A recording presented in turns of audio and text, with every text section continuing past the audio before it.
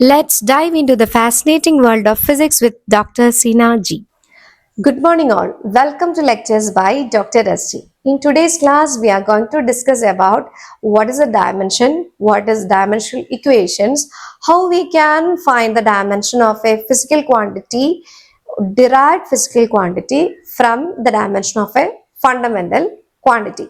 So, നമുക്ക് dimension എന്താണെന്ന് നോക്കാം. For example, ഞാനിപ്പോൾ distance എന്ന് പറയുന്ന ഒരു ഫണ്ടമെന്റൽ ക്വാണ്ടിറ്റി എടുക്കാന്ന് വെച്ചോ, ഡിസ്റ്റൻസ്. അപ്പൊ ഡിസ്റ്റൻസ് എന്ന് പറയുന്നത് എന്താണ്? ലെങ്ത് ആണ് ഉദ്ദേശിച്ചേക്കുന്നത് അല്ലെ? സോ അതിന്റെ ഡയമെൻഷൻ നമ്മൾ പറയുന്നത്, എഴുതുന്നത് ഒരു സ്ക്വയർ ബ്രാക്കറ്റ് കൊടുത്തിട്ട് അത് ഉദ്ദേശിക്കുന്നത് എന്തിനാണ്? ലെങ്തിനെയാണ് ഉദ്ദേശിച്ചേക്കുന്നത്. അതിന്റെ നേച്ചർ ലെങ്ത് ആണ് അല്ലെ?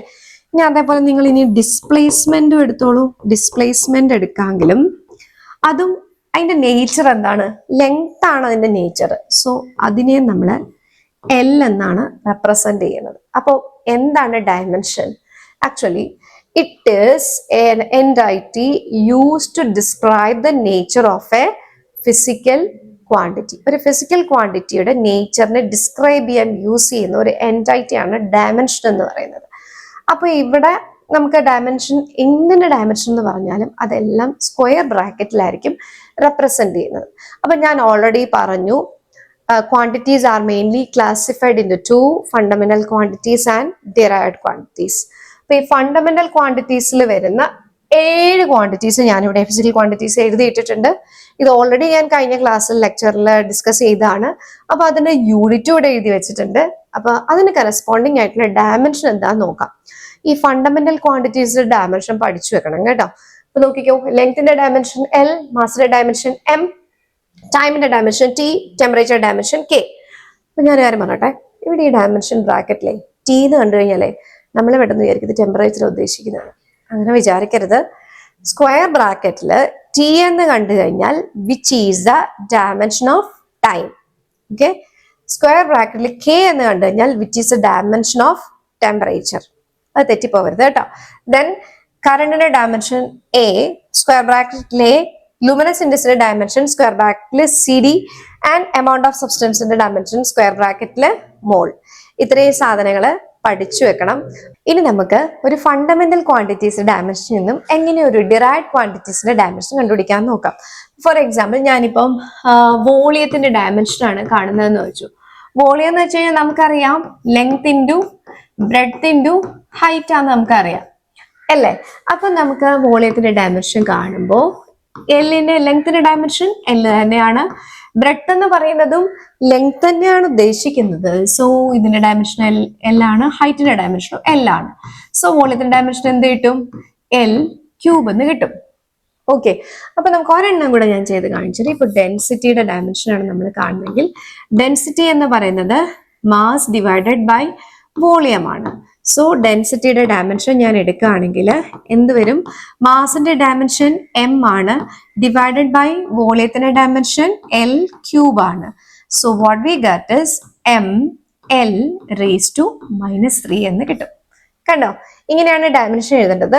ഡയമെൻഷൻ എഴുതുമ്പോൾ ശ്രദ്ധിക്കേണ്ട കാര്യം, നമ്മൾ യൂണിറ്റുകൾ എഴുതുമ്പോഴേ മീറ്റർ പെർ എന്താ പറയാ, മീറ്റർ പെർ സെക്കൻഡ് സ്ക്വയർ എന്നൊക്കെ പറഞ്ഞിരുന്നു, പെർ സെക്കൻഡ് സ്ക്വയർ അങ്ങനെ എഴുതുന്ന കാര്യം ഡയമെൻഷൻ ഇല്ല.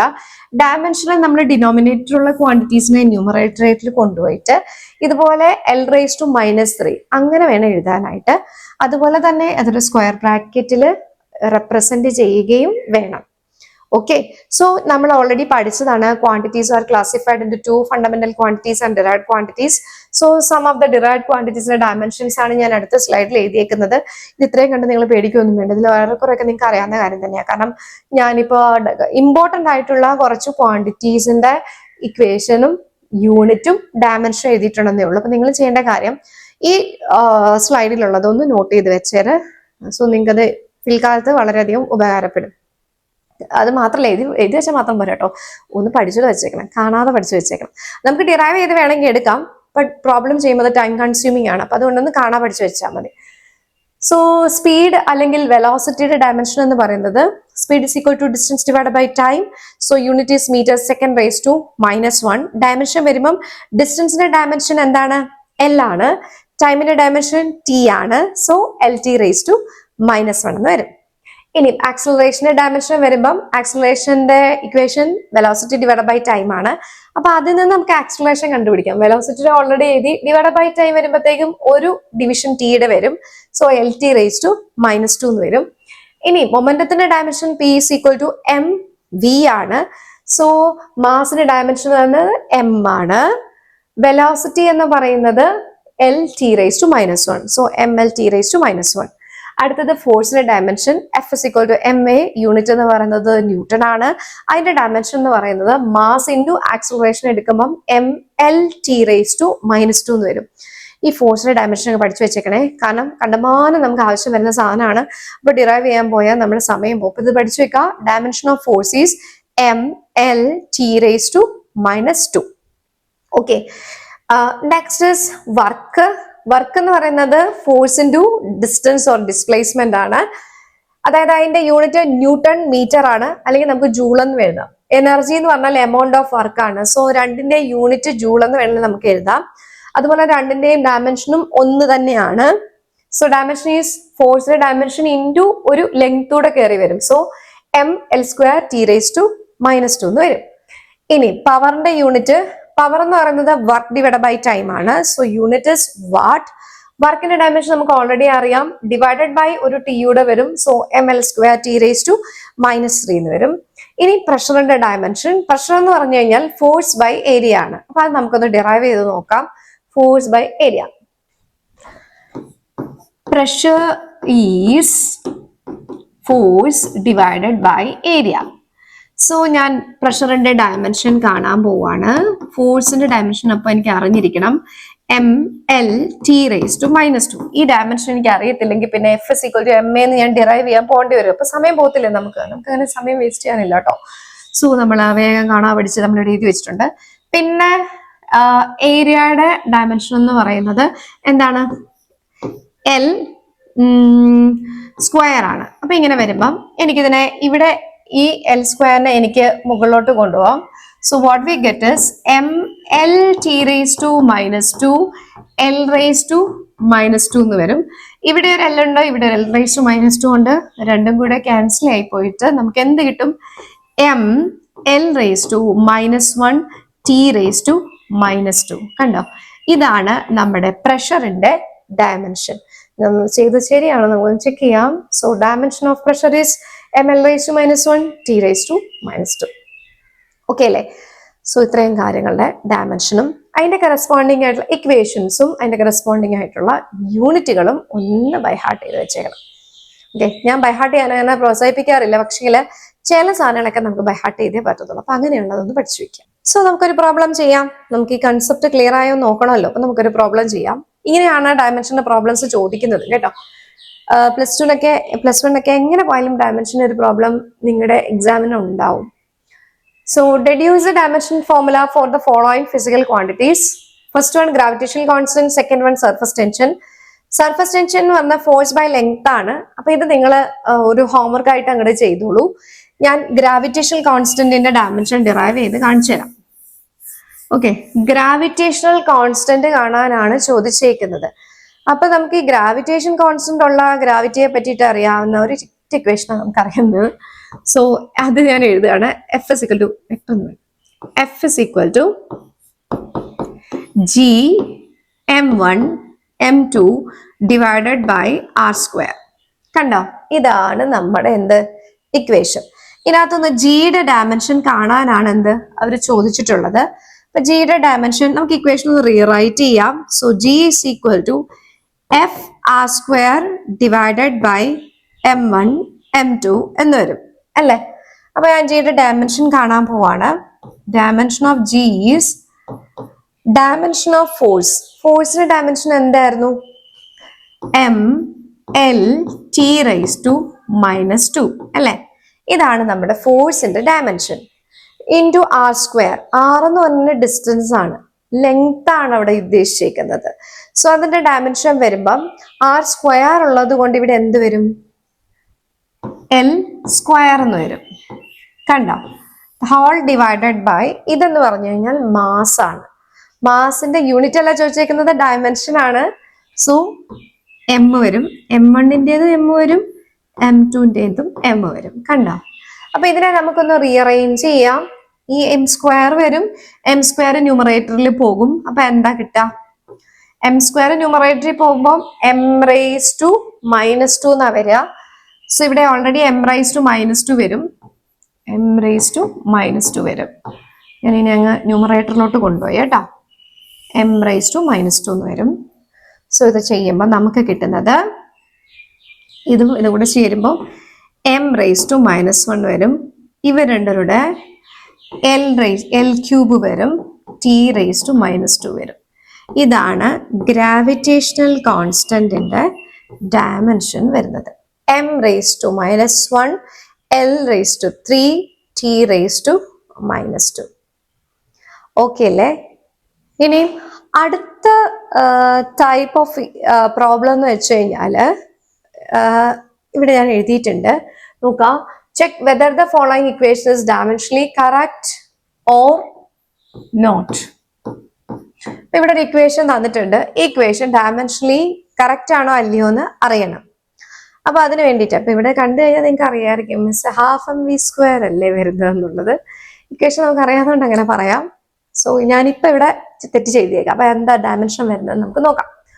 ½ = mgh. ഒരു സൈഡിലെ പൊട്ടൻഷ്യൽ എനർജി, ഒരു സൈഡിലെ കൈനറ്റിക് എനർജി എഴുതാൻ വേണ്ടിയിട്ടാണ് ഞാൻ ഉദ്ദേശിച്ചത്. അപ്പൊ അത് എന്നിട്ട് ഞാൻ ഉദ്ദേശിച്ച ഇക്വേഷൻ ഇതാണ്. ഇക്വേഷൻ ശരിയാണോ അല്ലയോ എന്ന് ഞാൻ ഡയമെൻഷനലി എനിക്ക് ചെക്ക് ചെയ്യാൻ പറ്റും. അപ്പൊ നോക്കിക്കോ, ½ ഇപ്പൊ ഈ ഹാഫ് ഒന്നും എടുക്കേണ്ട കാര്യമില്ല. ഡയമെൻഷൻ എടുക്കുമ്പോൾ ഞാനിപ്പോ dimension of left hand side എടുക്കുകയാണേ. ലെഫ്റ്റ് ഹാൻഡ് സൈഡിന്റെ ഡയമെൻഷൻ എടുക്കുമ്പോൾ ഇക്വേഷൻ ലെഫ്റ്റ് ഹാൻഡ് സൈഡിന്റെ ഡയമെൻഷൻ എടുക്കുമ്പോൾ dimension of m into dimension of v വരും. മാസ് ഇൻറ്റു വെലോസിറ്റി ആണ് കേട്ടോ. മാസ് ഇൻറ്റു വെലോസിറ്റി ആണ്. സോ മാസിന്റെ ഡയമെൻഷൻ വരുന്നത് എന്താണ്? m ആണെന്ന് എനിക്കറിയാം. വെലോസിറ്റിയുടെ ഡയമെൻഷൻ വരുന്നത് L⁻⁻1. So what we get is mL⁻⁻1 എന്ന് കിട്ടി. ഓക്കെ, ഇവിടെ L⁻⁻1 എന്ന് പെട്ടെന്ന് എഴുതണം എന്നുണ്ടെങ്കിൽ ആ ടേബിളിലുള്ളത് കാണാതെ പഠിക്കണം, എന്നാലേ എഴുതാൻ പറ്റുള്ളൂ കേട്ടോ. അടുത്ത നമ്മള് റൈറ്റ് ഹാൻഡ് സൈഡിന്റെ ഡയമെൻഷൻ എടുക്കാൻ പോവാണ്. ഞാൻ ഈ നിൽക്കുമ്പോൾ എൻ്റെ റൈറ്റ് ഹാൻഡ് സൈഡിലെ ഡയമെൻഷൻ എടുക്കാൻ പോവാണ്. സോ റൈറ്റ് ഹാൻഡ് സൈഡിലെ ഡയമെൻഷൻ വരുമ്പം ഡയമെൻഷൻ ഓഫ് മാസ് എടുക്കണം. G എന്ന് പറയുന്നത് ആക്സിലറേഷൻ ഡ്യൂ ടു ഗ്രാവിറ്റി ആണ്. സോ ഡയമെൻഷൻ ഓഫ് ആക്സിലറേഷൻ എടുക്കണം. പിന്നെ ഡയമെൻഷൻ ഓഫ് ഹൈറ്റ് എടുക്കണം അല്ലേ? ഇത്രയും സാധനങ്ങളാണ് എനിക്ക് എടുക്കേണ്ടത്. So dimension of mass is m, dimension of acceleration is L⁻⁻2 and dimension of height is again L എന്ന് വരും. അപ്പോ ഇവിടെ എന്താണ് നമുക്ക് കിട്ടിയത്? mL² T⁻⁻2 എന്ന് കിട്ടി. കണ്ടോ? അപ്പൊ ഈ ഇക്വേഷനില് dimension of left hand side is not equal to dimension of right hand side. കാരണം ഒരേ ഫിസിക്കൽ എൻറ്റൈറ്റി അല്ല ഇത് ഉദ്ദേശിക്കുന്നത്. അപ്പൊ ഇതെന്ത് പറ്റി? തെറ്റാണ് ഈ ഇക്വേഷൻ. അപ്പൊ ഞാനൊക്കെ ഒരു സയന്റിസ്റ്റ് ആണെങ്കിൽ നമ്മളിപ്പോ ഒരു ഇക്വേഷൻ ഡിറൈവ് ചെയ്ത് കൊണ്ടുവരുന്ന ഇക്വേഷൻ എനർജി ആണിത്. അപ്പൊ എനർജിയുടെ ഡയമെൻഷൻ വന്നു എന്ന് നമ്മൾ കറക്റ്റ് ആയിട്ട് ചെക്ക് ചെയ്യുക. ഇവിടെ നമ്മൾ എഴുതിയ ടേബിളില് എനർജിയുടെ ഡയമെൻഷൻ എന്ന് പറയുന്നത് mL² T⁻⁻2 ആണ്. കണ്ടോ? അപ്പൊ ഞാൻ ചെയ്തു വന്നപ്പോ ഈ പ്രോബ്ലത്തില് mL² T⁻⁻2 റൈറ്റ് ഹാൻഡ് സൈഡിൽ മാത്രമാണ് കിട്ടിയത്, ലെഫ്റ്റ് ഹാൻഡ് സൈഡിൽ കിട്ടിയില്ല. വേറെ എന്തൊക്കെ കിട്ടിയത്? അപ്പൊ അതോടുകൂടി നമുക്ക് അനുമാനിക്കാം നമ്മൾ കണ്ടുപിടിച്ച ഇക്വേഷൻ തെറ്റാണെന്നുള്ളത്. ഓക്കെ, അപ്പൊ ഒരു ഇക്വേഷൻ ശരിയാണോ തെറ്റാണോ എന്ന് അറിയാൻ വേണ്ടി നമുക്ക് ഡയമെൻഷൻ അനാലിസിസ് യൂസ് ചെയ്യാൻ പറ്റും. അതേസമയം ഞാനിപ്പോ ഈ ഇവിടെ ഇക്വേഷനകത്ത് ½ mv² എന്ന് കൊടുത്തായിരുന്നുവെങ്കിൽ ഇവിടുത്തെ വെലോസിറ്റിയുടെ അവിടെ ഒരു സ്ക്വയർ കയറി വന്നേനെ. സോ അപ്പൊ ഇവിടെ എന്ത് വരും? L² എന്ന് വരും, t⁻² എന്ന് വരും. അപ്പൊ നമുക്ക് ഇവിടെ എന്ത് കിട്ടും? ml² t⁻² എന്ന് വന്നേനെ. അപ്പൊ എന്താ, റൈറ്റ് ഹാൻഡ് സൈഡും ലെഫ്റ്റ് ഹാൻഡ് സൈഡും രണ്ടും ഈക്വൽ ആയിട്ട് വരും. അപ്പൊ നമുക്ക് പറയാൻ പറ്റും നമ്മൾ കണ്ടുപിടിച്ച ഇക്വേഷൻ കറക്റ്റ് ആണെന്നുള്ളത്. ഓക്കെ, അപ്പൊ നമുക്ക് ഇങ്ങനെ ഒരു ഇക്വേഷൻ റിട്ടേൺ ചെയ്തേക്കുന്നത് കറക്റ്റ് ആണോ അല്ലയോ എന്ന് നമുക്ക് കണ്ടുപിടിക്കാൻ പറ്റും. ഇതൊരിക്കലും യൂണിറ്റ് വെച്ച് നമുക്ക് കണ്ടുപിടിക്കാൻ പറ്റില്ല, ഡയമെൻഷൻ വെച്ചിട്ടേ ചെയ്യാൻ പറ്റത്തുള്ളൂ. So this is the importance of studying the dimension of a physical quantity. So with this lecture we learn about what is the dimension, what are the dimensions of fundamental quantities, and what are the dimensions of some derived quantities. Then we have done 2 problems. Hope you all understood my lecture. For more updates, keep an eye on my class lectures by Dr. SJ. Thank you.